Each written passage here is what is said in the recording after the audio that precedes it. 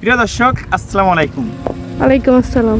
দীর্ঘ ব্যস্ততা, তারপরে বিভিন্ন জল্পনা কল্পনা শেষে অনেক দিন পরে আজকে আমি আপনাদের মাঝে এসেছি এবং আপনারা আমাকে এই মুহূর্তে যে জায়গাটা দেখতে পাচ্ছেন, দেখুন যে এই পাশে পানি, এ পাশেও কিন্তু পানি।